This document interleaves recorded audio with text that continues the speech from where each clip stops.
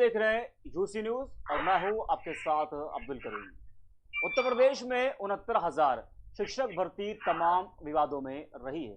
आप सब ने देखा और सुना है। पहले भर्ती प्रक्रिया अटकती रही और फिर जब शिक्षकों की नियुक्ति का रास्ता कुछ साफ हुआ तो आरक्षण को लेकर विवाद शुरू हो गया। भर्ती प्रक्रिया में आरक्षण की अनदेखी के मामले को लेकर ओबीसी और एससी वर्ग के अभ्यर्थी को आपत्ति है।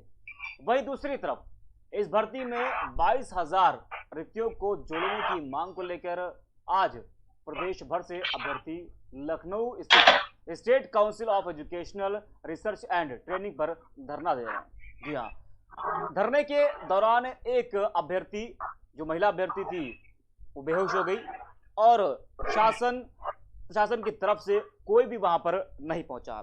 सरकार की कुटिल नीतियों और शिक्षक भर्ती में हुई विसंगतियों के मद्देनजर राजधानी में अभ्यर्थियों का सैलाब सुबह से ही सड़क पर दिखाई दिया है। 75 जिलों के अभ्यर्थियों ने एससीईआरटी दफ्तर पर विरोध प्रदर्शन कर 69,000 शिक्षकों की भर्ती घोटाले पर सरकार के सामने सवाल किए।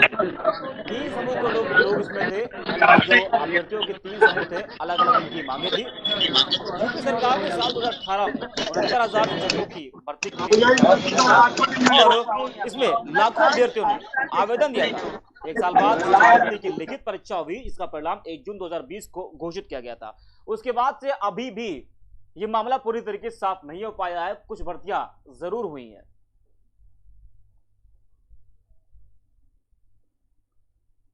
तो 69,000 शिक्षक भर्ती तमाम विवादों में रही है।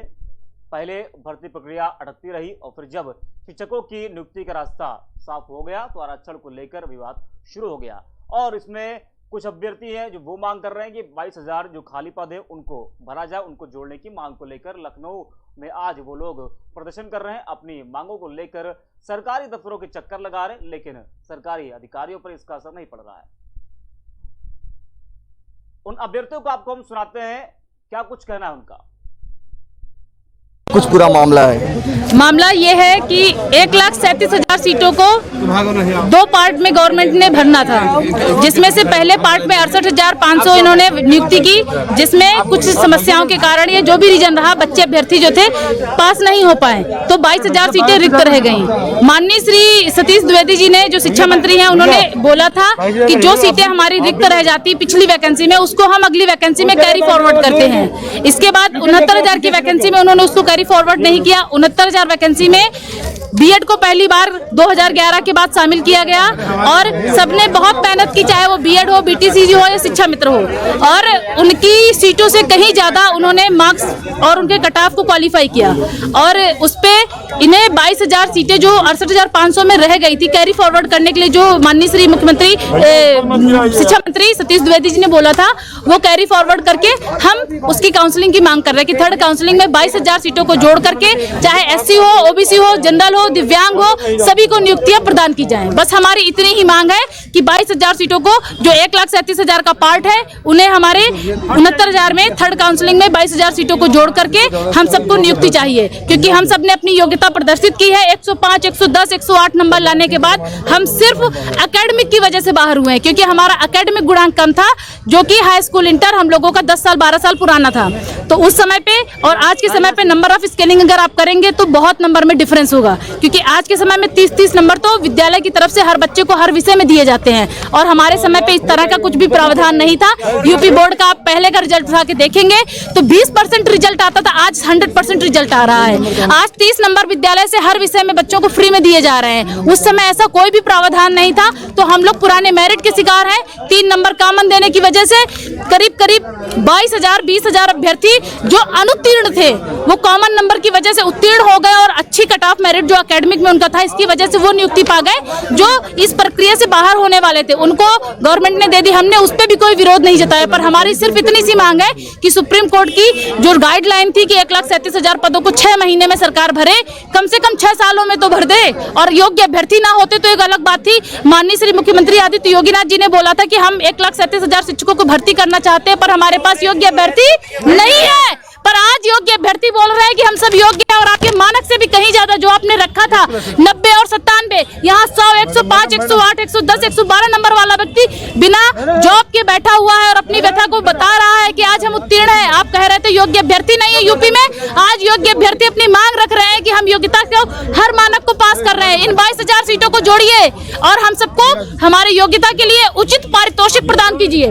उचित पारितोष हमें चाहिए इस योग्यता के लिए, क्योंकि हमने अपने आप को साबित किया है कि हम योग्य हैं। हमने एग्जाम में आपके मानक कट ऑफ से भी कहीं ज्यादा नंबर ला करके अपनी योग्यता कर दी है। अब योगी जी का दायित्व बनता है कि इन योग्य अभ्यर्थियों को 22,000 सीटों को जोड़ करके नियुक्ति प्रदान करे, वो चाहे किसी वर्ग से हो। हमारा किसी वर्ग से कोई भी क्लेश नहीं है, लड़ाई नहीं है, हम सबके लिए चाहते हैं, क्योंकि अगर ये 22,000 सीटें जुड़ेंगी तो चाहे ओबीसी हो, जनरल हो, एससी हो, दिव्यांग हो, हर वर्ग के व्यक्ति को नौकरी मिलेगी। जो हमारा उद्देश्य है कि बस 22,000 सीटें जोड़ें और जोड़ करके उचित जो भी आरक्षण है उस नियमों को पालन करते हुए पूरी तरीके से हमारी सीटों को जोड़ करके हमें नियुक्ति प्रदान की जाए। एक ही लक्ष्य, एक ही नारा, 22,000 अधिकार हमारा, 22,000 अधिकार हमारा, 22,000 अधिकार कुछ पूरा मामला है। मामला। तो आज हम इसी मुद्दे पर चर्चा करेंगे। हमारे साथ कुछ खास मेहमान जुड़े हैं, उनसे आपका हम परिचय करा देते हैं। हमारे साथ पंकज त्यागी हैं, बीजेपी नेता, वंशराज दुबे आम आदमी पार्टी प्रवक्ता है, और विवेक कुमार जी हैं, सपा नेता, साबिर मलिक जी हैं, समाज सेवी हैं, और अमरेंद्र सिंह जो अभ्यर्थी हैं वो जुड़े हमारे साथ। विवेक द्विवेदी जी वो भी अभ्यर्थी हैं। आप सभी मेहमानों का बहुत बहुत स्वागत है। सबसे पहला सवाल हमारा पंकज त्यागी जी आपसे है। 69,000, 69,000, 69,000 2018 से यही सुनते आ रहे हैं लोग। सवाल ये है कि आखिरकार कब ये मामला पूरी तरह साफ होगा और 69,000 के आगे आप लोग बढ़ पाएंगे? पंकज जी। देखिए, सबसे तो पहले मैं ये कहूंगा कि सबको शांति बना के रखना चाहिए कोरोना काल में। दूसरी बात कि धीरे धीरे सब कार्य पूर्ण हो रहे हैं, आप देख भी रहे हैं, ये कार्य भी पूर्ण होगा। मैं पूरी तरह आश्वस्त हूं। की वॉल्यूम बढ़ाई जाए, कम आ रही है। जी बोलिए। हेलो जी, मैं पूरी तरह आश्वस्त हूं कि धीरे धीरे सब चीज ठीक होंगी और हो भी रही है। आप देख रहे हैं ये कुछ लोगों ने इसका एक क्या नाम है बवंडर बना दिया है, जबकि पूरी सरकार हमारी सभी भाइयों के साथ है। और जैसा कि मैं पिछली बार भी मैंने आपसे कहा था कि ये सब चीजें देखिए, जैसा समय गुजरा है उसको देखते हुए अब थोड़ी सी इसमें धीमा हुआ है, लेकिन ऐसा नहीं है कि होगा नहीं। हमें भी हमारी सरकार को भी पूरी तरह ख्याल है। और देखिए, ये हमारे भाई हैं, अपने भाई हैं, अपने उत्तर प्रदेश के भाई हैं। तो मैं बस इतना कहूंगा कि सबको अभी थोड़ी शांति बना के रखनी चाहिए, और जैसा माहौल चल रहा है आप देखते रहिए, आपके सब मेरे भाइयों का अच्छा भला होगा, कोई दिक्कत की बात नहीं। पंकज जी, अच्छा भला इतना हो रहा है, धीरे धीरे इतना हो रहा है कि आज लखनऊ में एक अभ्यर्थी बेहोश हो गई है। 250 किलोमीटर, 300 किलोमीटर, 400 किलोमीटर से लोग आ रहे हैं, सरकारी दफ्तरों के चक्कर लगा रहे हैं, खाना तक वो नहीं खा पा रहे हैं, पानी तक वो नहीं पी पा रहे हैं। वो अपना हक मांग रहे हैं। अब्दुल भाई, वो अपना हक मांग रहे हैं, उनको हक दीजिए। देखिए अब्दुल भाई, बेहोश हो रहे हैं वो, अपना हक, वो लोग अपना हक मांग, जाकर देखिए। अब्दुल भाई, अपना हक मांगना कोई बुराई नहीं है, अच्छी बात है। लेकिन मैं कहूंगा ऐसे समय में आंदोलन करना ये सब थोड़ा गलत है। और बाकी तो अगर कोई अपना हक मांगता है तो प्रजातंत्र है, बिल्कुल हक है। आंदोलन करने का समय सही कौन सा होता है, हमें आप ये बता दीजिए। आप देखिए, आंदोलन करने से मेरा मतलब है कि नहीं, समय की बात सुनिए। अभी कोरोना काल चल रहा है, इसको देखते हुए मैं थोड़ा ये कहूंगा, मैंने क्या कहा आपसे कि हक मांगना हो सकती है, जब बड़ी बड़ी रैलियां हो सकती है, कुंभ मेला हो सकता है, तमाम चीजें हो सकती है, तो फिर जो अभ्यर्थी है वो अपना हक क्यों नहीं मांग सकते हैं? पंकज जी, आप कह रहे सही समय नहीं है, फिर रैली आपने क्यों कराई? अब्दुल भाई कहां पर आप कह रहे कहां पर नहीं है, कोरोना काल चल रहा है। तो मैं आपसे ये पूछना चाहूंगा कि जो तमाम राज्यों में जो चुनावी रैलियां हुई थी, तो क्या उनके लिए वो समय सही था? देखिए वो बात चुनावों की कहे अगर आप करते हैं तो चुनावों की बात आप चुनाव आयोग से कीजिए, क्योंकि ये फैसला चुनाव आयोग का होता है, किसी पार्टी विशेष का नहीं होता। जिम्मेदारी हम सबकी तो बनती है ना। हम ही लोग तो कहते थे ना नहीं, बिल्कुल हम कोविड का पालन करिए, जो कोविड गाइडलाइंस का पालन करिए, मास्क लगाइए, सोशल डिस्टेंसिंग मेंटेन करिए, और आप कह रहे चुनाव आयोग की जिम्मेदारी थी, वो आपकी भी तो जिम्मेदारी वहां बनती है। देखिए चुनाव अब्दुल भाई, चुनाव कराने की जिम्मेदारी तो चुनाव आयोग की है, इसमें किसी पार्टी विशेष का तो कोई मतलब है नहीं। ठीक है जी, शिक्षक भर्ती पर बात करिए, हक कब मिलेगा, सवाल ये है। बहुत जल्दी सभी शिक्षक भाइयों को अपना हक मिलेगा। लोग भ्रमित करें, उससे बच के रहना है सभी भाइयों को। और ऐसा नहीं है कि उनका हक नहीं मिलेगा, 100% क्या 150% उनका हक मिलेगा। उनका हक है और हक बनता भी है। बहुत जल्दी इसका रिजल्ट आएगा और उनके सामने ये जितने भी सब लोग हैं दूसरी पार्टी के, सबके सामने आएगा रिजल्ट। और मैं अपने भाइयों अभिभावक भाइयों से यही कहूंगा कि बस थोड़ा सा संयम बनाए रखें और कुछ। विवेक द्विवेदी जी, अब यस सर, बताऊं थोड़ा संयम बनाए रखिए, ठीक है, और हक सबको मिलेगा, ये कहना है। पंकज जी की बातें मैंने सुना, लेकिन हम लोग को एक आश्वासन दिया जाए, लिखित तौर पे दिया जाए, लाइव आकर मुख्यमंत्री जी आए या फिर सतीश चंद्र द्विवेदी जी आए, लाइव आकर बोले कि हाँ इस समय तक में आपकी सीटें 22,000 जोड़ दी जाएगी, क्योंकि योग्य अभ्यर्थियों के साथ न्याय हो, उनके योग्यता का हनन ना हो। क्योंकि 110 नंबर पाने वाला अभ्यर्थी बेरोजगार होकर रूट पर घूम रहा है और 90 नंबर पाने वाला अभ्यर्थी नौकरी कर रहा है। हम यहाँ यह भी बताना चाहेंगे 3 नंबर ऐसे बांटे गए जिन पर अभ्यर्थियों ने आपत्ति नहीं की। उन नंबर पे 15,500 अभ्यर्थी पास हुए, 15,500 अभ्यर्थी पास हुए। अगर वही 15,500 अभ्यर्थी ना पास होते तो 15,500 योग्य अभ्यर्थियों का सिलेक्शन होता सुनिश्चित, और 110, 105 नंबर वालों का सिलेक्शन सुनिश्चित होता है यहाँ पे। और 3 नंबर जो पढ़ने चाहिए, परिभाषा, गोरखनाथ प्रतिव्यक्ति, संविधान, डिस्लेक्सिया, जो भी 4-5 क्वेश्चन वो नंबर ना बढ़ा के फर्जी हिंदी के 3 नंबर के बांटे गए। कहीं ना कहीं योग्यता के साथ खिलवाड़ हुआ है। और मैं ये भी बताना चाहूंगा 40 साल की एज की बाउंड्री का 8 से 10,000 अभ्यर्थी हैं। अगर ये वैकेंसी जोड़ी जाएगी तो 40 साल की एज की बाउंड्री पे जो अभ्यर्थी खड़े हैं, जिनका अंतिम मौका था, उनका भी सिलेक्शन सुनिश्चित होगा। ठीक है। अब विवेक द्विवेदी जी, जो यस सर, 3 समूह हैं जो प्रदर्शन कर रहे हैं। एक जो पहला समूह है वो 69,000 पदों भर्ती मामले में वो गड़बड़ी का आरोप लगा रहा है, ठीक, और वो ओबीसी वर्ग से 27% आरक्षण नहीं देने का भी आरोप लगा रहा है कि ओबीसी वर्ग को 27% आरक्षण नहीं दिया गया है, ठीक है, और एससी वर्ग को भी 21% आरक्षण नहीं देने का वो आरोप लगा रहा है। जो दूसरा समूह है वो मांग कर रहा है कि 22,000 पद जोड़ने की मांग कर रहा है, 22,000 पद जोड़ा जाए। तो तीसरा समूह सरकार से 97,000 पदों पर भर्ती और कराने की मांग कर रहा है।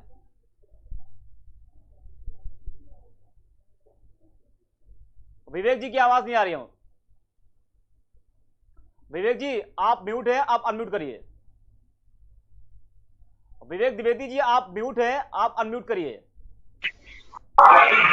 आगे आवाज आई अब? हाँ जी बोलिए। 3 समूह है अभ्यर्थियों का, वो प्रदर्शन कर रहा है, आप किस तरह से हैं?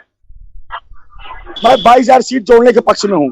ठीक, तो हम यही चाहते हैं कि 22,000 सीटें जोड़े, योग्य अभ्यर्थियों के साथ न्याय हो, और जो भी वैकेंसी जुड़ेगी 22,000 वो category wise, percentage wise divide हो जाएगी, ताकि सभी अभ्यर्थियों के साथ न्याय हो, सभी अभ्यर्थी सहमत रहें। और आने वाली वैकेंसी कितना होगी, 97 होगी, 1 लाख हो, 50,000 हो कि 80,000 हो, एक सरकार डिसाइड करेगी, यह अभ्यर्थी डिसाइड नहीं करेंगे।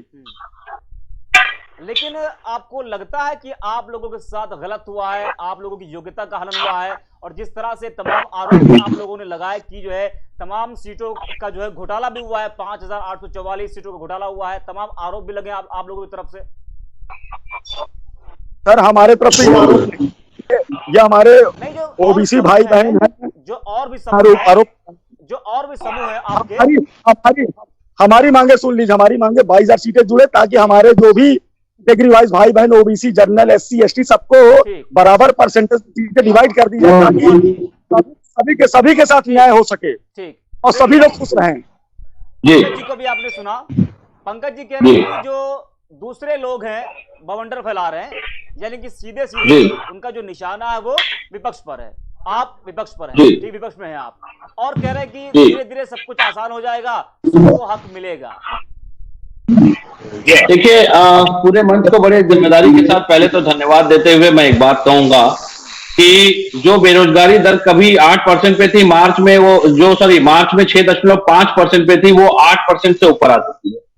Private think tank CMIE, centre for monitoring economy की एक गणना के अनुसार मार्च के 37.6% से गिर करके रोजगार दर जो है अप्रैल में 36.8 पर आ चुकी है।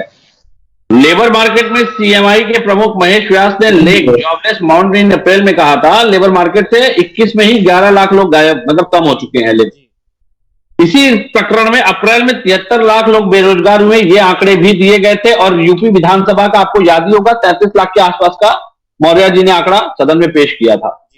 सबसे बड़ी बात मेरी समझ में यह नहीं आती है कि भाजपा के कार्यकाल में सबसे ज्यादा जो भ्रष्टाचार की भेंट चढ़ी है वो शिक्षा भर्ती ही क्यों चढ़ी है, पहली बात। दूसरी बात, इसी क्रम में हम तो विपक्ष हैं, चलिए ठीक है, अभी हमारे मित्र ने कहा कि आप बरगलाने में और उकसाने में या किसी के भटकाने में ना आइए, तो मैं आपको बता दूं, आप भाजपा के हैं, ये बात हालांकि इनको बतानी चाहिए थी कि इनकी ही सरकार ने कहा है कि 5000 से अधिक अभ्यर्थियों को 30 जून को नियुक्ति पत्र वितरित किए जाएंगे और NIC की ओर से चयन और जिला आवंटन की सूची 26 जून को जारी हो जाएगी। मेरी आवाज आ रही है? हाँ, बोलिए। हाँ, और 28 से 29 जून तक जिलों में काउंसलिंग दस्तावेजों की जांच होगी, 30 जून को नियुक्ति पत्र जारी किए जाएंगे। ये इनको बताना चाहिए था, जो कि आप मेरे मुंह से सुन रहे हैं। तो आप इससे समझ लीजिए विपक्ष कितनी पैनी नजर रखता है इनके कार्यप्रणाली पे, पहली बात। दूसरी बात, 69,000 शिक्षक भर्ती में नवनियुक्त BEd धारकों को ब्रिज कोर्स करना था, जिसको कि नियुक्ति की तिथि से मात्र 2 साल के अंदर करना है। अब 2 वर्ष के भीतर जो आपको करना है, 22 में उत्तर प्रदेश में विधानसभा चुनाव है, 2 चरणों में भर्ती जो है 6 से 9 महीने हो चुका और 6 महीने का ब्रिज कोर्स नियुक्ति की तिथि से 2 वर्ष के भीतर पूरा करना है, वो कैसे होगा? आप एक चीज समझ लीजिए पहले तो। और सबसे बड़ी चीज ये समझ लीजिएगा कि इस 69,000 भर्ती में भी 5,844 सीटों पे धांधली राष्ट्रीय पिछड़ा वर्ग आयोग की रिपोर्ट से सामने सार्वजनिक हुई है। तो राज्य पिछड़ा वर्ग आयोग क्या सो रहा था? क्या राज्य पिछड़ा वर्ग आयोग के पदाधिकारी केवल बैठ करके AC में सरकारी भत्तों की मौज ले रहे थे? ये पैनी नजर उन्होंने क्यों नहीं रखी भर्तियों पे? जो उनकी जिम्मेदारी थी, जो उनका काम था, उन्होंने क्यों नहीं किया? और इसी क्रम में आप आगे बढ़िए तो मैं आपको बता दूं, अभी 69,000 शिक्षक भर्ती में शपथ पत्र के आधार पे वेतन और शासनादेश देने का भी प्रारूप दे दिया है सरकार ने। तो मैं भाजपा के प्रवक्ता महोदय से कहना चाहता हूं कि अपनी सरकार के कुछ काम को भी जरा समझ के पढ़ के आया कीजिए। आपको पता नहीं होता, आप लोग चले आते हैं, विपक्ष बस आपका टारगेट, मतलब आपके पास एक सीधा साधा एक वाक्य है, विपक्ष भटका रहा है। आपको अपनी सरकार के ही कामों के बारे में पता नहीं है, आपकी सरकार क्या योजना दे रही है, क्या परियोजना ला रही है, आप ही को पता नहीं, आप चले आए बस उठा करके विपक्ष के ऊपर। तो मुझे लगता है कि ये गैर जिम्मेदाराना रवैया जो इन्होंने दिखाया है, यही जिम्मेदाराना, इसी तरह के गैर जिम्मेदार अधिकारी भी बैठे हैं इनके नेतृत्व में, जो कि बच्चों को केवल और केवल एक भर्ती के आंकड़ों में देखते हैं। मेरी समझ में एक बात अभी तक नहीं आई, इतनी बड़ी धांधली होने के बाद, इनके शिक्षा मंत्री पे बार बार आरोप की सत्यता और पुष्टता होने के बाद भी क्या कोई कार्रवाई की गई शिक्षा मंत्री पे? पानी पी पी करके विपक्ष को कोसना और बच्चों पे सवाल उठाना, युवाओं पे सवाल उठाना, क्या भाजपा चरित्र और चाल और चरित्र को चरितार्थ कर पाएगी? क्या छवि सुधार केवल पेपर में, मैगजीन में, अखबार में प्रकाशन निकाल के एडवर्टीजमेंट देने से आपकी जमीनी हकीकत बदल जाएगी? अगर आपकी हकीकत बदल जाती तो जो बच्चे बैठे हैं, आपका अभी तक कोई प्रतिनिधि उनसे मिलने क्यों नहीं गया? क्यों उनको सांत्वना के 2 शब्द उसने नहीं कहे? क्यों इन बच्चों के खाने पीने की व्यवस्था आपने नहीं करवाई? वैसे तो आपके यहाँ पे लंच कार्यक्रम चल रहा है, आज सारे माननीय लंच करने के लिए जमा हुए हैं, पार्टी कार्यालय में कोई काम हो तो लंच बॉक्स पहुंच जाते हैं VIP। इन बच्चों के लिए कोई व्यवस्था नहीं की आपने, क्यों? ये आपके दायरे में नहीं आते कि आप इनके प्रति उदासीन रवैया अपनाना चाहते हैं? बच्चे जब आपके यहां धरना दे रहे हैं तो आपको इतनी शर्म होनी चाहिए थी कि कम से कम इन बच्चों को आप नाश्ते पानी की व्यवस्था करवा देते कि ठीक है बच्चों, आप ज्ञापन दो, हम आपकी बात पहुंचाएंगे। लेकिन सबसे बड़ी बात क्या है, भाजपा के अंदर एक कमी है, इनको पद चाहिए, पद चाहिए, रसूख चाहिए, अपने रिश्तेदारों के यहां, अपने क्षेत्र में गाड़ियों से बस झंडे ठीक है विवेक जी, जमीनी स्तर पे काम नहीं करना। पंकज जी, विवेक जी को अभी आप सुन रहे थे, विवेक जी कह रहे हैं कि आपका कोई भी रहनुमा, ठीक है, कोई भी शख्स उन अभ्यर्थियों से मिलने नहीं गया। पंकज जी आप अनम्यूट। पंकज जी नहीं, आप इनसे बस इतना पूछ लिए, जो कार्य मैंने इस 69,000 भर्ती के गिनवाए हैं वो काम इन्होंने क्यों नहीं बताए। आपकी आवाज नहीं आ रही है। आप बस इनसे इतना पूछ लीजिए कि जो काम मैंने बताया इनको बताने चाहिए थे। आवाज आई? पंकज जी अभी आज भाई थे विवेक जी को। हाँ, मैं सुन रहा हूँ। मैं विवेक जी से पूछना चाहता हूँ, कम से कम सुनिए। पहले एक मिनट पहले मेरी सुनिए यार, अब्दुल भाई, एक मिनट पहले मेरी सुनिए। जवाब देने दीजिए, पहले जवाब देने दीजिए। नहीं, जब समय देंगे आपको। अभी मैं आपको हैंड टू हैंड, पहले सुनिए बात को। पहले तो मैं विवेक जी को एक जवाब देना चाहता हूं कि कम से कम हमने आंदोलनकारियों पे गोलियां तो नहीं चलवाई राम भक्तों की तरह। नहीं, हमने किसी पर गोली तो नहीं चलवाई। इन्हें शर्म आनी चाहिए, इन्हें शर्म आनी चाहिए ऐसे बोलते हुए। बच्चों को उनसे मत कंधे पे रखिए एक बंदूक। हिंसक आंदोलनकारियों से मत जोड़िएगा। कानून व्यवस्था शर्म आनी चाहिए। बच्चों के ऊपर ही ये करते हैं राजनीति। लड़ाई को मत लाइए बच्चों की लड़ाई के बीच में। जब ये सारे यादवों को पुलिस में भर्ती देते तब ये करते। आप लोगों ने तो राम मंदिर को भी भ्रष्टाचार की भेंट चढ़ा दिया। शर्म नहीं आती है? 5 घोटाले सामने आ चुके हैं। नजदूर की जमीन पे मुंह से आवाज नहीं निकल रही है। ये बदतमीज आदमी है। उन अभ्यर्थियों से नहीं, सुनिए, तो ये जो बच्चों के ऊपर कंधों पे रख के गोली चला रहे हैं, इन्हें शर्म आनी चाहिए। पहले राम भक्तों पे गोली चलवाई, अब इन बच्चों के कंधों पे गोली रख के गोली चला रहे हैं। इन्होंने क्या करा जीवन में? क्या देगा हमारी सरकार को? ये क्या देश का हाल पूरा। आप अभ्यर्थी खुद ही बात करेंगे। अभी आप परेशान मत होइए, अभ्यर्थी खुद बात करेंगे। बात कर लेंगे, आपको बात करने की जरूरत नहीं, हम तो करेंगे। हम तो विपक्ष हैं, हम विपक्ष हैं, हम तो सवाल करेंगे। आप बच्चों को राजनीतिक दलों के बीच में मत लाइए, राजनीतिक दलों के बीच में मत लाइए, मत हिस्सा बनाइए। विपक्ष में बैठोगे आप। इन्हीं कर्मों से आपके जो कर्म है खराब है, ये आपके कर्म खराब है। रविंद्र आपको आवाज आ रही है? राम मंदिर घोटाला अगर हम करते तो हमारे कर्म अच्छे हो जाते। रविंद्र को आवाज हमारी नहीं पहुंच पा रही है। और भी हमारे साथ खास मेहमान है, साबिर मलिक जुड़े हैं। भगवान को समाज से रविंद्र रविंद्र आपको आवाज आ रही है?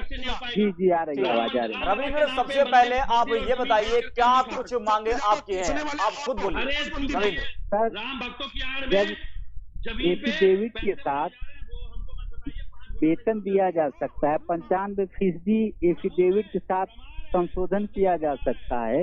तो जो अवशेष बचे हुए हैं अभ्यर्थी, जो उन्हीं के साथ परेशान हाई मेरिट के बच्चे हैं, जो 21,000 तो उनको सर क्यों नहीं एफिडेविट के साथ स्टैंड किया जा रहा है? क्यों उनकी नियुक्ति निरस्त की जा रही है? जब पंकज जी, विवेक जी, आप दोनों म्यूट है तो आप शांत रहिए।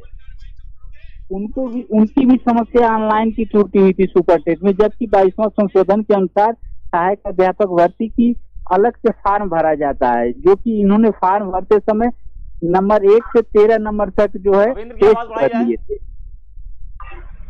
सर आवाज आ रही है? आवाज आ रही है? तो सर इन्होंने नियुक्ति हम लोग की निरस्त कर दी है, जबकि 95% अभ्यर्थियों का एफिडेविट के साथ नियुक्ति प्रदान कर दी गई है ऑफलाइन। तो हम लोगों के साथ अन्याय क्यों सर किया जाता है? जबकि हम लिस्ट में हैं, जिन अभ्यर्थियों का 25 नंबर भारांक न होते हुए क्लिक हो गया था 138 शिक्षा मित्रों का, उनका शासनादेश के साथ प्रस्ताव लेकर के उनका नियुक्ति की जा रही है, जबकि वो लिस्ट में भी नहीं थे। हम लोग तो लिस्ट में सर, हम लोग तो 3 महीने से धरना कर रहे हैं सर, हम लोग की एक भी आवाज सुनी नहीं जा रही है। न कोई हम लोग से मंत्री मिल रहा है, न कोई हम लोग मंत्री आवाज से लेकर महानिदेशक। इस समय हम लोग बीजेपी कार्यालय पे हैं सर। अनम्यूट करिए, आप म्यूट हैं। पंकज जी आप अनम्यूट करिए, आप म्यूट हैं। जी आइए। अभ्यर्थी को आप सुन रहे थे, रविंद्र प्रताप को, वो कह रहे हैं कि हम लोग कई बार अपनी मांगों को लेकर आए हुए हैं, लेकिन अभी तक कोई भी नेता मंत्री उनके पास पहुंचा नहीं है। ये मैं नहीं कह रहा हूं, ये जो अभ्यर्थी है ये वो बोल रहे हैं। देखिए, मैं अपने अभ्यर्थी भाइयों के साथ हूँ, सरकार साथ है। मैंने अभी एक बात कही कि थोड़ा सा सेम की बात है, सब चीज अच्छी होगी, सब चीज अच्छा होगा, किसी भी भाई के साथ बुरा नहीं होगा। ये मैं क्या, ये हमारी पार्टी का नियम है। और क्या नाम है, मोदी जी, योगी जी, सब लोग हर व्यक्ति के साथ है। हमारे यहाँ किसी भी पार्टी की तरह भेदभाव नहीं है। आपको ये बता दूं, ये तो लोग बरगलाने में लग रहे हैं अपनी राजनीति। जब आप अपने अपने पास कुछ नहीं रहा तो आज वो उन बच्चों को या उन मेरे प्यारे भाइयों को बरगलाने में लग रहे हैं। जैसा कि किसान आंदोलन आप देख ही रहे हैं, इन लोगों के पास कुछ नहीं है, इनके पास केवल एक जात के नाम पे राजनीति करनी आती है और कुछ नहीं आता। थोड़ा सा मैं अपने भाइयों को कहूंगा, इनसे तो कोई मुझे लेन देन है नहीं, मतलब नहीं है, ये कुछ भी बोलते रहे, लेकिन मैं अपने अभ्यर्थी भाइयों को इतना जरूर कहूंगा कि थोड़ा संयम बरतें। सभी भाइयों के साथ न्याय होगा, सभी भाइयों को नौकरी मिलेंगी, चिंता करने की कोई बात नहीं। किसी के सबसे बड़ी बात है कि किसी के बहकावे में ना आए, और ऐसा कुछ नहीं है। ये सिर्फ बनाई हुई बातें हैं कि राम जमीन में घोटाला हो गया, ये हो गया, वो हो गया। ये शुरू से ये हरकतें करते आए हैं और जीवन भर यही करते रहेंगे, ठीक है। बाकी इनकी जो मानसिकता है वो आप क्या नाम है, पिछले 10 सालों से इनकी सरकारें नहीं है, 10-15 सालों में पूरी प्रदेश ने क्या पूरे देश ने देखा है इनकी मानसिकता क्या रहती है।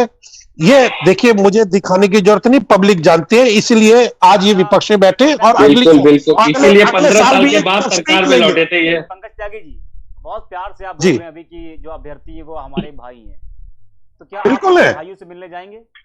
आपकी बहन बिल्कुल जाएंगे। अरे मेरे भाई, यही तो ये मेरी बात, पहले मेरी बात सुनो।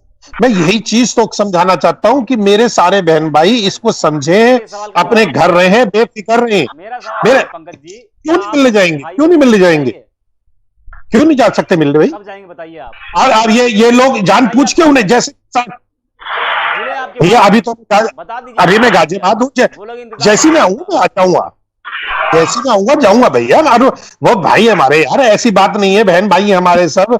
और हमने फिर आपको कहा, हमने गोली चलाने वाली कभी राजनीति नहीं करी, हमने जीवन में ये राजनीति नहीं करी। ना ना ना ना, इन्होंने लाठियां चलवाई हैं, इन्होंने बच्चों पे लाठियां चलवाई हैं। मेरे प्यारे जी, गोलियां तो नहीं चलवाई, गोलियां ये हिंसाकारी आंदोलन नहीं कर रहे हैं, ये हिंसक लोग नहीं है, ये बच्चे हैं। आप शरीफ है, आपने राम भक्तों में गोली चलवाई, मरवा दिया है। अब कौन जाने उसमें कौन था, उसमें कौन था, शर्म करो कुछ। नहीं, भाजपा वाले तो नहीं थे, हमको शिवसेना तो पता है। भाजपा वाले तो नहीं थे, शिवसेना वाले थे। भाजपा वाले नहीं थे, शिवसेना वाले थे। भाजपा के लोग नहीं थे, शिवसेना के लोग थे। ये भाजपा केवल शिवसेना के नाम पे हिंदुत्व का एजेंडा बेचती आई है। शिवसेना बच्चों का जवाब दीजिए, हमारी आपकी लड़ाई बाद में हो जाएगी। चले बच्चों का जवाब दीजिए पहले। आप आज भी लड़ाई की बात करते हैं, पहले अभ्यर्थियों का जवाब दे दो पहले। अमरेंद्र सिंह अभ्यर्थी है, वो दिख रहा है क्या जुड़े अमरेंद्र साहब?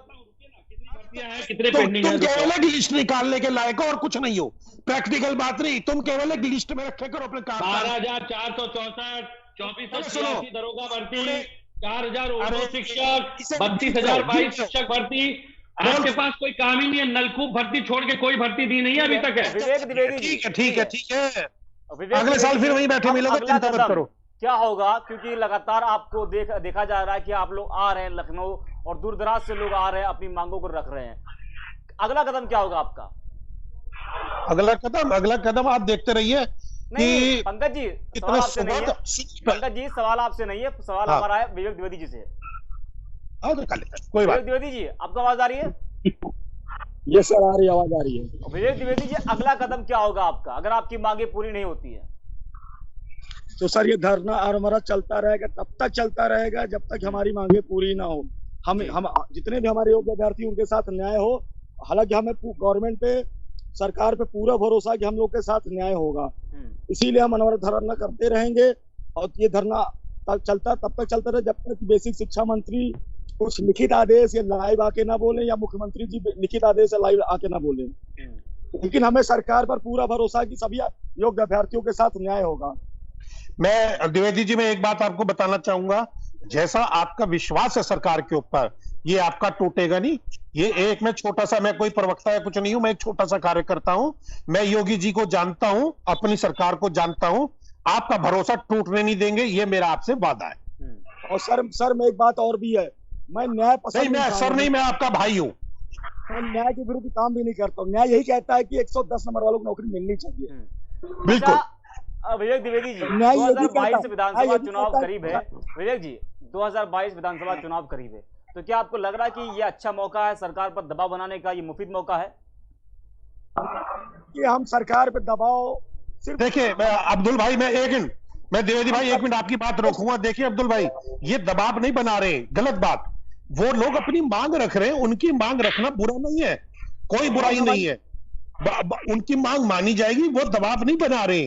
वो जैसे ये कुछ गद्दार लोग बैठे हैं किसान आंदोलन में, दलाल लोग, वो ऐसे नहीं है। वो लोग वो दबाव नहीं बढ़ा रहे। वो मैं आपको एक बात बता दूं, किसानों को बार बार दलाल और इस तरह के शब्दों से संबोधित मत करिए। सुनिए किसानों को जो वहां दलाल बैठे आप लोग वो लोग हैं जिन्होंने देश की आजादी में भी योगदान नहीं दिया और आकर के 40 साल आरएसएस से झंडा नहीं फहराया था अपने कार्यालय पे। आप मत कीजिए सर्टिफिकेट, आप जैसे दोगलों के सर्टिफिकेट की जरूरत नहीं किसानों को। और दोबारा किसानों के लिए शब्दों का प्रयोग मत कीजिएगा, निवेदन कर रहा हूं आपसे। इस तरह के शब्दों का प्रयोग मत करिएगा, फिर बता रहा हूं। आप जैसे दलालों की वजह से आज भाजपा गति हो गई है, समझे? मैं किसानों से सुना, आपसे ज्यादा प्यार किसानों से। शब्दों का प्रयोग मत करिएगा। आंदोलन का मुद्दा ये नहीं चलो जो किसानों पंकज जी, किसान का मुद्दा ऐसा नहीं है। हमारे साथ जुड़े हुए हैं रविंद्र प्रताप जी। रविंद्र, जिस तरह से 69,000 शिक्षक भर्ती में तमाम आरोप लगे, कहा गया कि जो है 5,844 दलाल बैठे नहीं बैठे। अब्दुल जी शांत करिए इनको, इन जैसे भाजपा के दलालों को मैं बात नहीं करता। ये सब राम मंदिर के नाम पे चंदा बटोर के घोटाले करने वाले लोग हैं। जांच तो करा नहीं पा रहे, मुंह लेने बच्चों को ला रहे हैं राम मंदिर के बीच में। मुद्दे की बात करें, बच्चों का जवाब दे, बोलिए सीधे सीधे। ये इन्हें खुद शर्म नहीं आती। और एक बात बता दूं आपकी जानकारी के लिए, डॉक्टर सतीश द्विवेदी का ट्वीट है, मात्र और मात्र कितनी देर पहले का ट्वीट है ये, 5:12 पे बापू भवन लखनऊ स्थित अपने कार्यालय में विभागीय कार्यों का निष्पादन किया तथा आए हुए लोगों से मिलकर उनकी समस्याओं को सुना, संबंधित अधिकारियों को निस्तारण के निर्देश दिए, लेकिन बच्चों से मिलने का समय नहीं है। बापू भवन में बैठे 20 मिनट पहले का ट्वीट है, देख लीजिए सामने, अपनी आईडी से किया उन्होंने, अपने ट्विटर वॉल से। लेकिन बच्चों से मिलने का समय नहीं है। बच्चों से मिलने से तो कद छोटा हो जाएगा, सड़क पे आना पड़ेगा, पसीना आ जाएगा।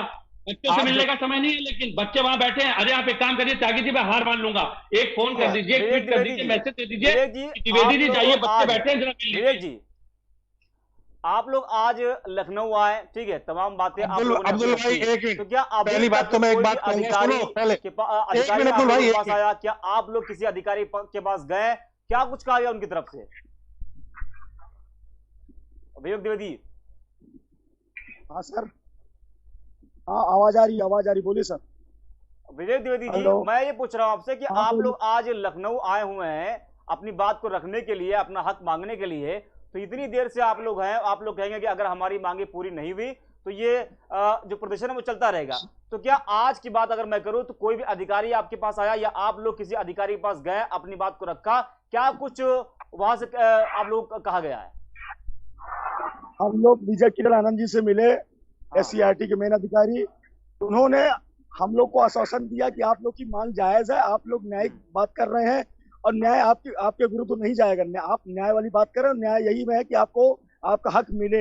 हम सरकार से बात करेंगे, थोड़ा सा हमें समय चाहिए और हमें सरकार पे पूरा भरोसा है कि सरकार हमें न्याय देगी, क्योंकि सुप्रीम कोर्ट का आदेश था कि 1,37,000 को 2 क्रमागत पार्टों में भरा जाए, ना तीसरे पार्ट में, ना कि बैकलॉग में। जब योग्य अभ्यर्थी है तो इन बची सीटों को 22,000 में छोड़ दिया जाए, यही न्याय है।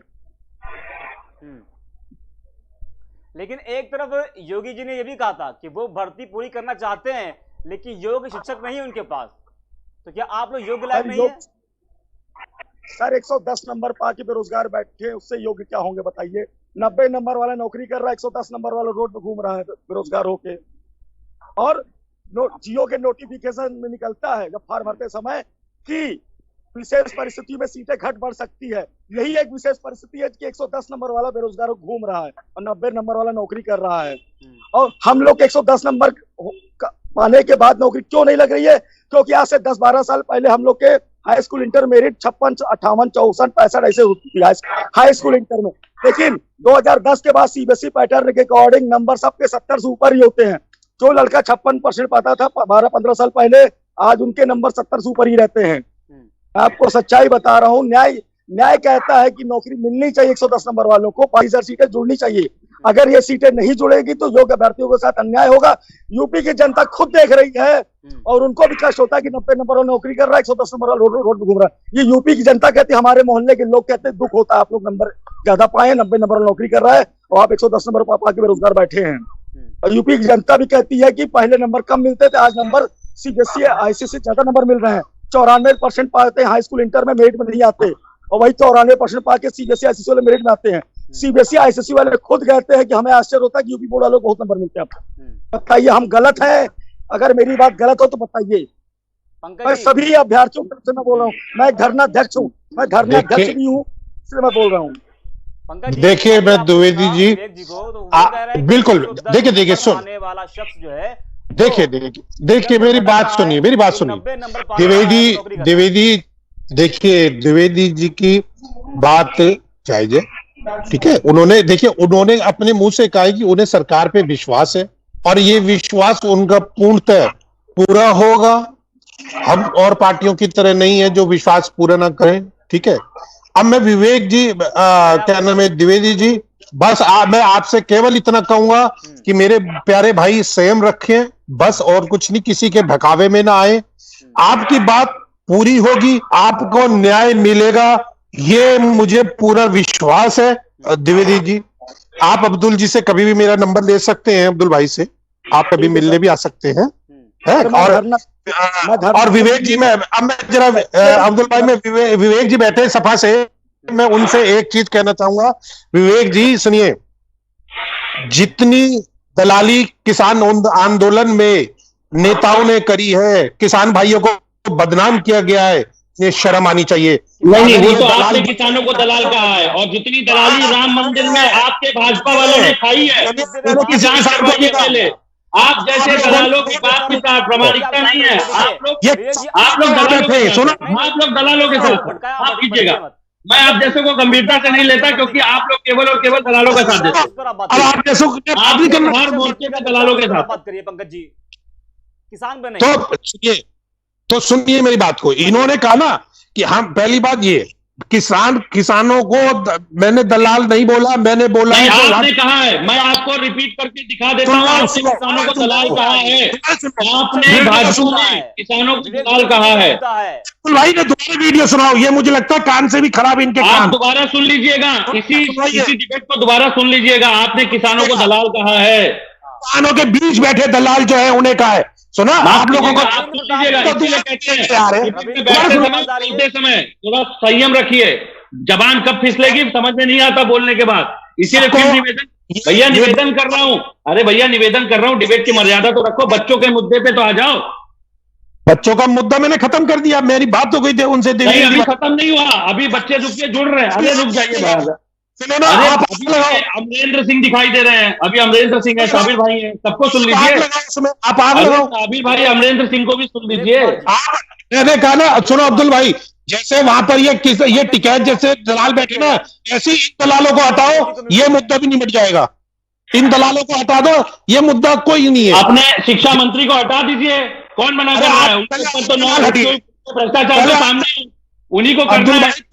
जैसे दलालों को हटाओ, सही कहा अब्दुल भाई, मैं इनकी बात से सहमत हूं। कुछ नहीं है, शिक्षा विभाग के दलालों को हटा दीजिए, सारे मुद्दे निपट जाएंगे। बात सही है। जैसे वहां राकेश टिकैत और इन्होंने ऐसे जो शिक्षा विभाग सारी भर्तियां हो जाएंगी। जी तो खुद संतुष्ट है सरकार से, तो वो कह रहे हैं कि मुझे पता है। आप कैसे बोल रहे हैं बकवास? मैं तो चाहता हूं कि इनकी भर्ती जल्दी से जल्दी हो जाए, और मैं आपको साधुवाद दूंगा। जिस दिन पूरा होगा मैं आपको खुद मिठाई खिलाने आऊंगा। त्यागी जी आपका स्वागत है, बिल्कुल स्वागत है, बिल्कुल। ओके अब्दुल भाई, मैं इजाजत लूंगा आपसे। और द्विवेदी भाई, अमरिंदर भाई, प्लीज मैं आपसे फिर एक बात कहूंगा कि संयम रखें, आपको न्याय मिलेगा, मैं विश्वास करके। ठीक है विवेक जी, विवेक जी, चुनाव आएगा, ठीक है, आचार संहिता लग जाएगी, तो क्या आपको लगता है कि फिर से ये मामला पलट जाएगा, फिर से ये मामला ठप हो जाएगा वहीं पर? क्या आपको लग रहा है कि कुछ महीने बाकी है विधानसभा चुनाव में? मुझे सरकार भरोसा है कि जो भी निर्णय आएगा एक विद इन हफ्ते 10-15 दिन में आ जाएगा, 15 दिन में आ ही जाएगा लगभग, मुझे मालूम है। और आचार संहिता से पहले सबको नियुक्ति मिल जाएगी, यही यूपी की जनता की इच्छा है। पंकज यूपी की जनता को भी पूरा भरोसा है सरकार पे। यूपी की जनता को सरकार भरोसा है कि 22,000 के साथ न्याय होगा। 14 नंबर पाने वाले अभ्यर्थी बेरोजगार नहीं होंगे। जी विवेक जी, विवेक कुमार जी, बताइए सर। पंकज जी चले गए हैं डिबेट से। अभी वो किसान का मुद्दा, राम भक्तों का मुद्दा, तमाम मुद्दे वो घुमा रहे थे। जैसा आपने कहा कि जो है बच्चों के मुद्दे से आप भटकिए मत, लेकिन वो भटकाने का पूरा प्रयास कर रहे थे। ठीक है विवेक जी, क्या आपको लग रहा है कि विधानसभा चुनाव आएगा, आचार संहिता लगेगी, उसके बाद फिर ये मुद्दा ठप हो जाएगा, मामला ठप हो जाएगा, वहीं रुक जाएगा फिर ये? आप मुझसे पूछ रहे हैं कि हाँ विवेक जी आपसे। नहीं, देखिए अब्दुल भाई, मैं बड़ी जिम्मेदारी के साथ आपको एक बात बता दूं, ये राजनीतिक मंच बना दिया जाता है, लेकिन मैं लगातार प्रयासरत रहता हूं कि अभ्यर्थियों के मुद्दे पे बात हो। जैसे मुद्दे को डाइवर्ट करते हुए राम मंदिर के कारसेवकों की तरफ ले गए, या जिस तरीके से भी प्रयास कर रहे थे, मेरा सिर्फ एक उद्देश्य ये रहता है कि बात अगर अभ्यर्थियों की हो रही है तो अभ्यर्थियों के मुद्दे पे आप जवाब दीजिए। अब जो तारीखें मैंने बताई, ये तारीखें तरीके से उनको बतानी चाहिए थी, वो भाजपा के प्रवक्ता बन के आए थे, लेकिन सबसे बड़ी दिक्कत यह है अपनी ही सरकार के कार्यों के बारे में अपडेट नहीं रहते। तो इसमें कहीं ना कहीं संदेह की स्थिति पैदा होना लाजमी है। आप मंच से जो बातें मैंने बताई, यही बात आप बता देते कि चलिए सरकार गंभीरता से आपके विवाद के निपटारे के लिए प्रयासरत है, लेकिन मुद्दा यह, आप राजनीति की, विपक्ष की, आरोप की बात कर लेंगे, लेकिन मुद्दों की बात नहीं करते। अब मैं बड़ी जिम्मेदारी के साथ कहता हूं कि शिक्षा भर्ती को अभी भी इन बच्चों के साथ जो रुकी हुई भर्तियां हैं, उनको गंभीरता से लेते हुए, देखिए सरकार किसी की आए, वोट किसी को जाए, वो अलग अलग विषय है। वो जब प्रचार में आएंगे तो हम भी बताएंगे कि कितनी मजबूती से इन बच्चों की आवाज हमने मुखर की थी, प्रखर की थी, और राजनीतिक मंच के माध्यम से इन बच्चों की जमीनी सत्यता को पूरे देश के सामने लाने का प्रयास किया। लेकिन अंत एक बात होती है कि हमेशा ये भी समझदार लोग हैं, पढ़े लिखे लोग हैं, इनको बखूबी पता है कि कौन इनके हितों के लिए लड़ रहा है, कौन इनके हितों के विरुद्ध में खड़ा है। लेकिन जरूरी है कि अभी भी शिक्षा विभाग को जागना चाहिए। आप गांव गांव को साक्षर बनाने की बात करते हैं, आप देश बढ़ाओ, बेटी पढ़ाओ, बच्चों को पढ़ाओ, या आप गांव में जागरूकता अभियान चलाने की बात करते हैं, लेकिन ये सारे फंड सिर्फ और सिर्फ भ्रष्टाचार की भेंट चढ़ते हैं। जब आपके गांव के प्राथमिक विद्यालयों में शिक्षा की नहीं होंगे तो शिक्षा की नींव कैसे मजबूत होगी? और मैं आपको आज भी बड़ी जिम्मेदारी से बता देता हूं, गर्व के साथ बताता हूं कि आज भी उत्तर प्रदेश की शिक्षा प्रणाली यूपी बोर्ड की जितनी टफ और जितनी ज्ञानवर्धक है, मुझे लगता है काफी आईसीएसई, सीबीएसई, उनके सिलेबस इसके कंपैरेटिवली काफी हल्के होते हैं। और मैं तो सैल्यूट करता हूं, ट्रिग्नोमेट्री की मैंने देखा यूपी बोर्ड की एक मोटी किताब होती है पूरी। हम मुंबई बोर्ड में थे तो हम तो यहाँ पे सिर्फ 4 चैप्टर पढ़ते थे उसके। तो मैं तो मानता हूं कि शिक्षा की गुणवत्ता के मामले में यूपी बोर्ड का कोई वो कंपैरिजन नहीं। लेकिन जिन लोगों ने वो किताबें बनाई, जो पहले ज्ञानवान लोग हुआ करते थे, जो लेखक हुआ करते थे, क्या वो गुणवत्ता आज हम मेंटेन कर पा रहे हैं? क्या यूपी बोर्ड वाकई सीरियस है अपनी एजुकेशन की क्वालिटी को लेके? जब योग्य शिक्षक सड़क पे आंदोलन कर रहे हैं तो पढ़ाएगा कौन? मेरा तो सीधा सीधा सवाल है। जिनको नियुक्तियां देनी चाहिए उनको तो आपने आंदोलन में बिठा रखा है। बापू भवन में बैठ के आप ट्वीट कर रहे हैं कि मैंने कार्यालय में बैठ के सबको निर्देश दिए। अरे आप गाड़ी घुमा लेते, 2 मिनट बच्चों से मिल लेते, बच्चे कम से कम हतोत्साहित होने की जगह उनके अंदर ऊर्जा आ जाती। लेकिन बस वही है, आप माननीय बनना चाहते हैं। मेरी समझ में ये नहीं आता, जनप्रतिनिधियों ने राजनीति को धर्म बना लिया या धर्म की राजनीति भूल गए हैं, मेरी समझ में नहीं आता। जबकि राजनीति को धर्म मानते हुए इन बच्चों से उनको मुलाकात करनी चाहिए, उनको मिलना चाहिए था, आश्वासन देना चाहिए था कम से कम। इससे बच्चों में एक ऊर्जा का संचार होता है, एक सकारात्मक ऊर्जा। आश्वासन कई बार दिया गया। विवेक द्विवेदी जी, आप लोगों को तमाम लोगों ने आश्वासन दिया। हाँ सर, आश्वासन तो खूब मिला है, सकारात्मक आश्वासन मिला हम लोगों को। बोला गया कि थोड़ा सा समय लगेगा, लेकिन समय के अकॉर्डिंग ही सारी वैकेंसी आप 22,000 जोड़ दी जाएगी। तो क्या लग रहा है कि सिर्फ संतुष्टि के लिए आप लोगों को बोला जा रहा है? अब सर, जब तक लिखित आदेश ना आ जाए, जब तक लाइव मंत्री जी आके ना बोले, बेसिक शिक्षा मंत्री या मुख्यमंत्री जी, तब तक हम भरोसा नहीं करेंगे। हम लोग तब तक अनवरत धरना देंगे जब तक हम लोगों को एक लिखित या आश्वासन न मिल जाए या लाइव बातें ना बोल दें। आपने लिखित में क्यों नहीं दिया जा रहा आपको? कहां पर देरी हो रही है? मुख्यमंत्री जी आके या बेसिक शिक्षा मंत्री आके खुद स्वयं बोले, एक लिखित आदेश दें, तभी हम लोग धरना को स्थगित करेंगे, वरना ये धरना अनवरत चलता रहेगा। रविंद्र प्रताप जुड़े हमारे साथ फोन लाइन पर। रविंद्र, आपको और ये स्लोगन है। रविंद्र, आपको आवाज आ रही है? ठीक है।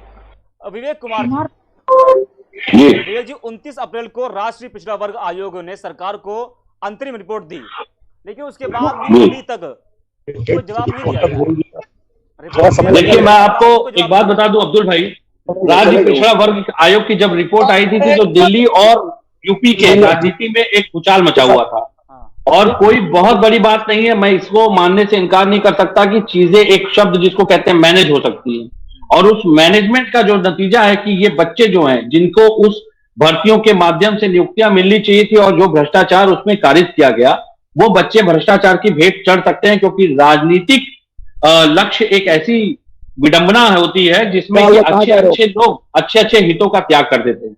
और जिस तरीके से राष्ट्रीय पिछड़ा वर्ग आयोग ने इसमें दखल दिया था, अगर ये राज्य पिछड़ा वर्ग आयोग दखल देता तो मैं मान सकता था कि ये पारदर्शिता के साथ सरकार काम कर रही है। लेकिन इसमें दिल्ली और यूपी की जो एक बंदरबाट चल रही थी, ये चूहे बिल्ली की दौड़ चल रही थी टॉम एंड जेरी वाली, मुझे यकीन है पूरी तरह से कि ये कहीं ना कहीं केंद्रीय नेतृत्व का दखल था, जिसमें कि प्रभाव डालने का या बरगलाने का या प्रभावित करने का प्रयास किया था उत्तर प्रदेश के नेतृत्व।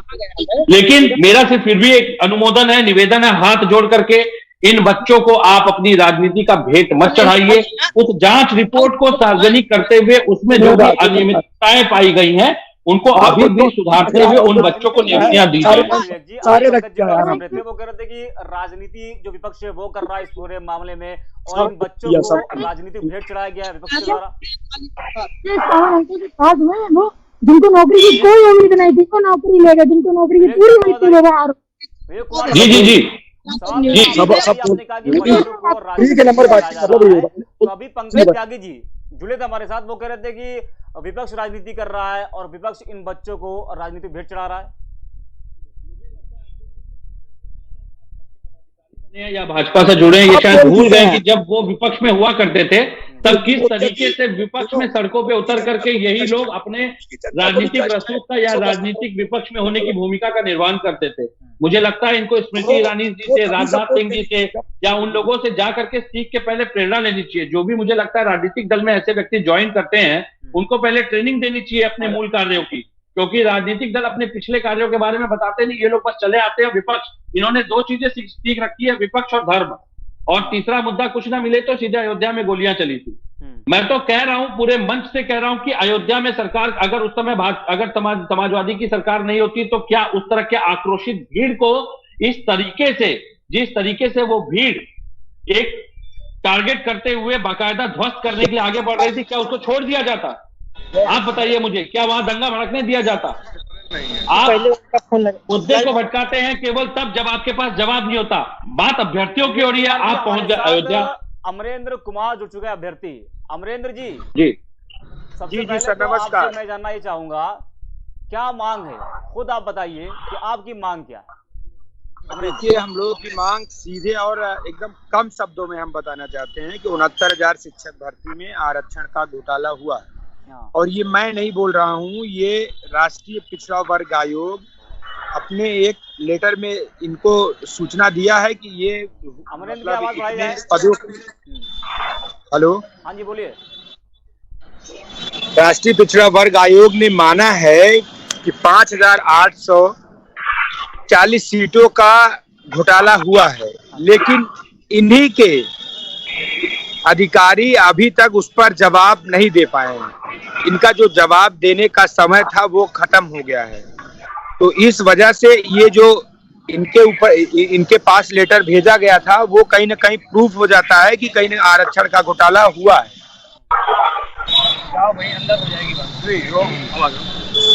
आरक्षण का घोटाला इतना चरम पे है कि 68,500 में आपने देखा, 69,000 में तो ये समझ लीजिए 5,800। ये तो बेसिक शिक्षा परिषद के जो सचिव जी हैं, इतना छानबीन करने के बाद तब ये इतने सीटों का, एक्चुअल में 10 से 12,000 सीटें हैं।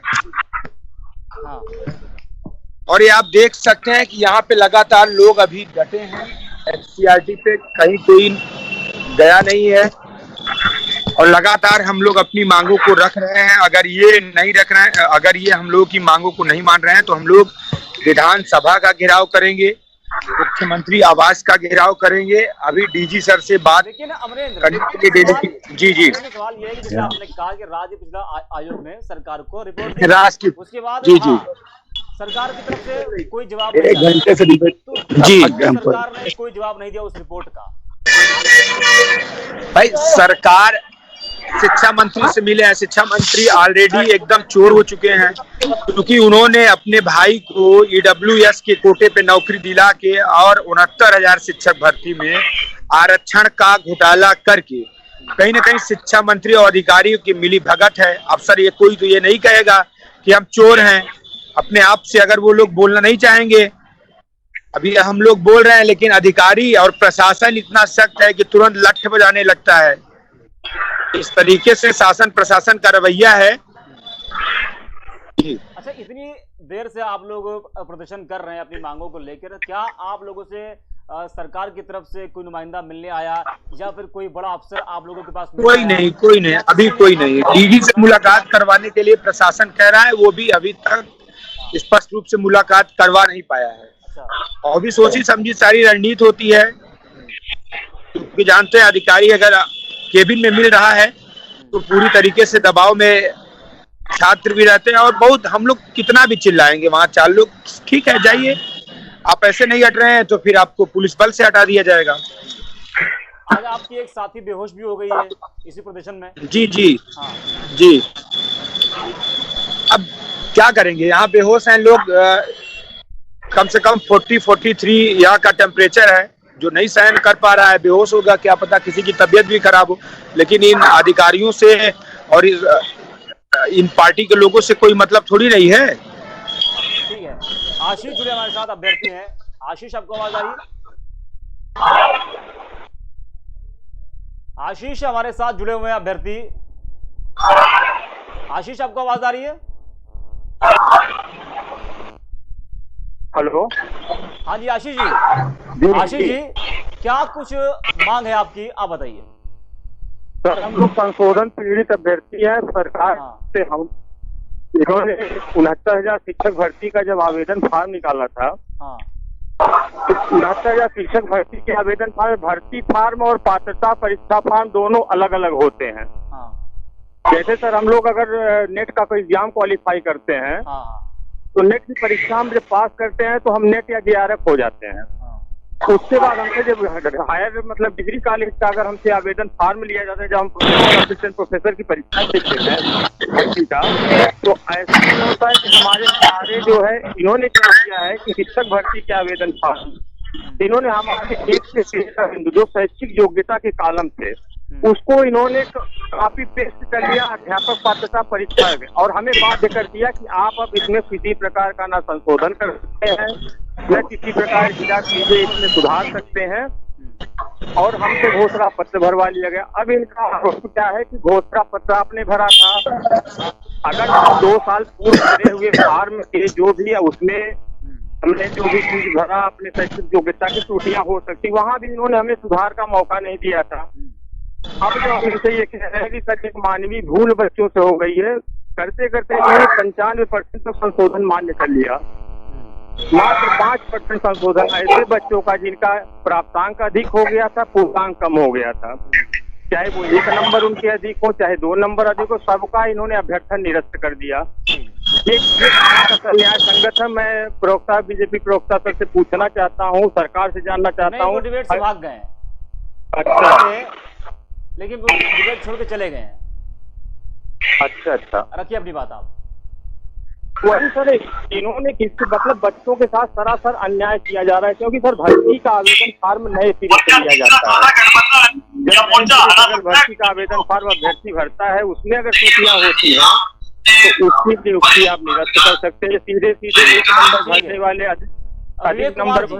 विवेक जी, समाजवादी पार्टी किस तरह से इन अभ्यर्थियों के साथ खड़ी रहेगी और किस तरह से इन अभ्यर्थियों का साथ देगी?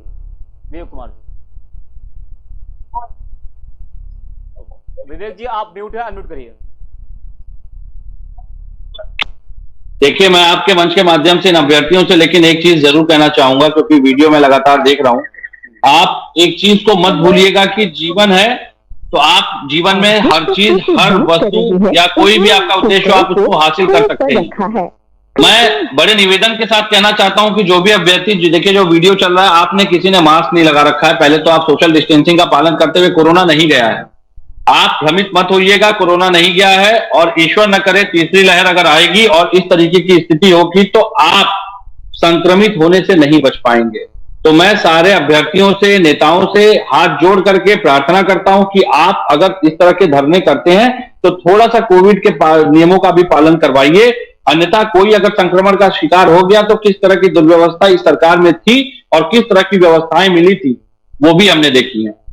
दूसरी बात, समाजवादी पार्टी देखिए लगातार पिछले 3 हफ्तों से युवाओं की आवाज को मुखरता से, प्रबुद्धता से रखते आई है और मंच से, सोशल मीडिया के माध्यम से भी उठा रही है। इस मुद्दे का संज्ञान भी हमारे माननीय राष्ट्रीय अध्यक्ष जी के संज्ञान में है। सुनील सिंह साजन जी जो हमारे वरिष्ठ नेतृत्व है, उन्होंने भी इस पर ट्वीट किया है। और सबसे बड़ी बात है, एक चीज आपको सुन के और देख के हैरानी हो रही होगी कि जब से विपक्ष और बच्चे ट्विटर पे सक्रिय हुए हैं, ट्विटर इस सरकार के लिए सरदर्द बन गया है।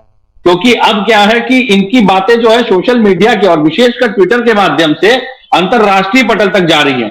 क्योंकि पहले ट्विटर एक अकेला ऐसा फोरम हुआ करता था जिसपे मुझे लगता है कि अंतरराष्ट्रीय स्तर के हर बड़ी संस्थाएं, हर बड़े बुद्धिजीवी, हर बड़े पॉलिटिकल जितने भी लोग जुड़े हुए हैं, पॉलिटिकल नेतृत्वकर्ता, सभी ट्विटर पे सक्रिय रहते हैं। बल्कि एक एजेंसीज होती है बाकायदा जो ट्विटर हैंडल को मॉनिटर करती हैं।